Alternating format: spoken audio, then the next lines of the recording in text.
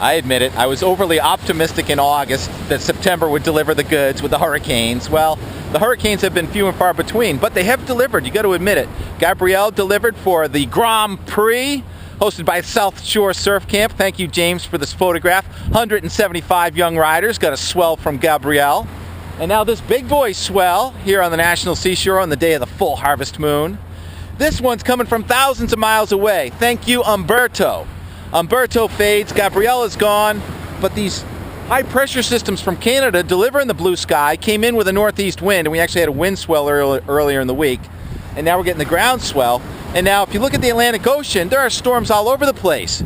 Oh, we've got the fading Humberto, and we've got something brewing deep down by the Yucatan. That's going to be in the Gulf of Mexico this weekend. And we've also got this storm north of Bermuda. These little storms generating on the fronts that come through Canada are doing well. So it's just as much a credit to the high pressure systems from the North Pole as the tropical systems from the equator. And there's really no end in sight. We're going to have these highs coming in from Canada. It looks like a pretty good front on Sunday, so we'll probably have diminishing returns on the surf, but there's something here, obviously. Diminishing returns on Friday and Saturday, and then Sunday the new high will build in Sunday night, Monday, and there's going to be another storm offshore next week. Whether it's the J storm or just a hybrid, it doesn't really matter, as long as the goods keep on coming. Oh, by the way, the seals are inside the lineup, and you probably heard by now about the shark killing the seal in Eastham. Well, believe it or not, we have an eyewitness. My name is Stephen Gould. I'm currently from Southborough, Massachusetts, formerly from here. I used to own one of the local surf shops, Pump House. You might have heard of it. Pump House? Used to be Cinnamon Rainbows. Legendary. I wouldn't go that far. Sunday morning, I went to Hot Chocolate Sparrow, plug for the coffee. That's on me, guys.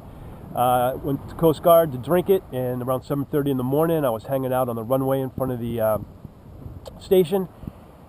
And I was going to go home and give donuts to the kids. I looked over my shoulder at two guys who were sitting in the lineup pretty much right in front of the cam, and I noticed a big boil, and I said, holy smokes, it's got to be something. And then, sure enough, a big white mass breached about 4 feet out of the water, and two guys were talking behind me, and I said, holy, you know what I said. I know what you said. A great white just took a seal, and we saw the thing roll around, the shark roll around on the surface, and a blood slick spread out about 15 or 20 feet in diameter. The two dudes that were a little north of the hit by about 60 feet, they were hightailing it in. They had noticed as well. The shark stayed on the surface and rolled around, I guess tearing the carcass apart. Then it finished its meal, I guess, and for like another 10 or 15 seconds it stayed just on the surface with a dorsal and a tail tip out. And as it swam away, there was a rolling wave. It wasn't breaking because it was high tide and the swell was small, but it was kind of backlit from the sun, and you could see the silhouette. It looked like it was about 12, 14 feet maybe.